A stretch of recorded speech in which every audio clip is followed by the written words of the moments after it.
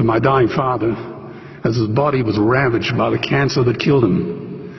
And I realized I'd heard those screams before. In the slaughterhouse, their eyes stabbed out and their tendons slashed on the cattle ships to the Middle East, and the dying mother wail as a harpoon explodes in her brain as she calls out to her calf. Their cries were the cries of my father. And I discovered that when we suffer as equals. And in their capacity to suffer, a dog is a pig, is a bear, is a boy. Meat today is the new asbestos, more murderous than tobacco. CO2, methane and nitrous oxide from the livestock industry are killing our oceans with acidic, hypoxic dead zones. 90% of small fish are ground up into pellets to feed to livestock. Vegetarian cows today are the world's largest ocean predators. The oceans are dying in our time. By 2048, all our fisheries will be dead, the lungs and the arteries of the earth. Billions of bouncy little chicks are ground up alive simply because they are male. Only 100 billion people have ever lived. 7 billion people live today. And yet we torture and kill 2 billion sentient living beings every week. 10,000 entire species are wiped out every year because of the actions of one. And we are now facing the 6th mass extinction in cosmological history. If any other organism did this, a biologist would call them a virus. It is a crime against humanity of unimaginable proportions. But happily, the world is changing. 10 years ago, Twitter was a bird sound. www was a stuck keyboard. Cloud was in the sky. 4G was a parking space. Google was a baby's burp. Skype was a typo. And Al-Qaeda was my plumber. Victor Hugo said, "There is nothing more powerful than an idea whose time has come." Well, animal rights today is now the greatest social justice issue since the abolition of slavery. Do you know there are over 600 million vegetarians in this world? And that is bigger than the United States, England, France, Germany, Spain, Italy, Canada, Australia, New Zealand, all put together. If we were one nation, we would be bigger than the 27 nations of the European Union. Can you believe that? And despite this massive demographic footprint, we are still drowned out by the raucous hunting, shooting, killing cartels who believe that violence is the answer when it should not even be a question. Meat kills animals, kills us, and is killing our economies. Medicare has already bankrupted the United States. They will need $8 trillion invested in treasury bills just to pay the interest, and they have precisely zero. They could shut down every school, Army, Navy, Air Force, Homeland Security, Marines, CIA, and FBI, and they still will not have the money to pay their doctor bills. And our Cornell and Harvard say that the optimum amount of meat in a healthy human diet is precisely zero. Water, as you know, is the new oil. Nations will soon be going to war for it.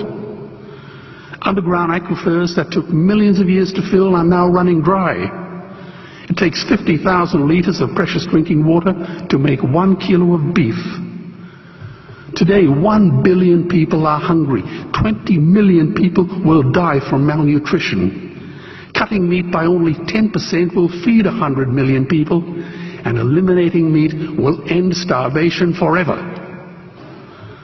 If everyone ate a Western diet, we would need 2 planet Earths to feed us. We've only got one, and she is dying.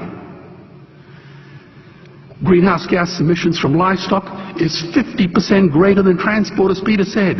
Cars, trains, buses, ships, lorries, the whole lot. And as I travel around the world, I see poor countries who sell their grain to the West while their own children starve in their arms. And the West feeds it to livestock so we can eat a steak? Am I the only one who sees this as a crime? Believe me, every morsel of meat we eat is slapping the tear-stained face of a hungry child. When I look into her eyes, do I remain silent? The earth can produce enough food for everyone's need, but not enough for everyone's greed. We are facing the perfect storm.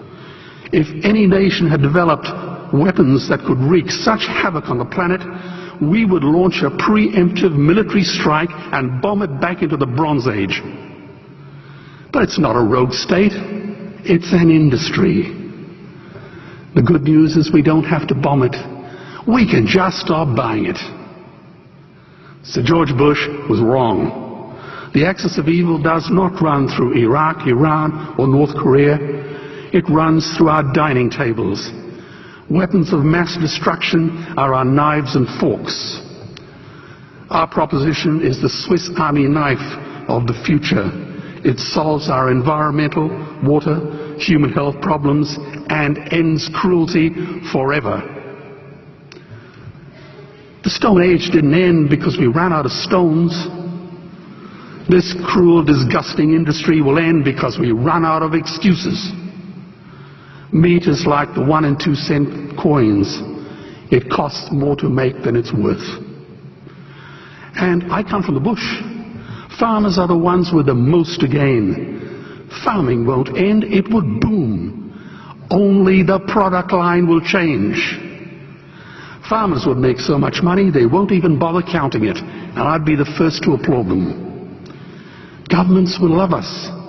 New industries would emerge and flourish. Health insurance premiums would plummet.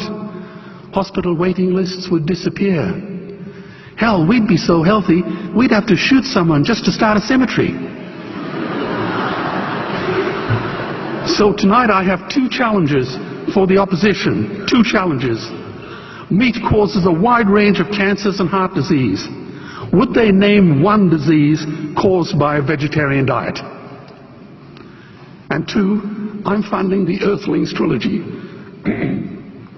If the opposition is so sure of their ground, I challenge them to send a copy of the Earthlings DVD to all their colleagues and all their customers. Go on, I dare you.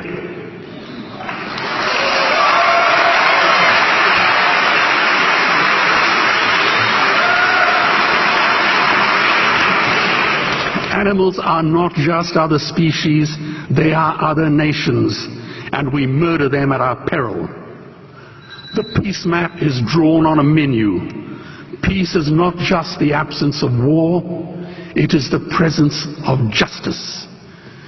Justice must be blind to race, color, religion, or species. If she's not blind, she will be a weapon of terror. And tonight, there is unimaginable terror in those ghastly Guantanamos we call factory farms or slaughterhouses.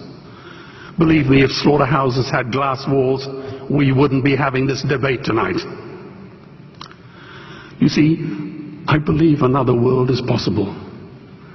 And on a quiet night, I can hear her breathing.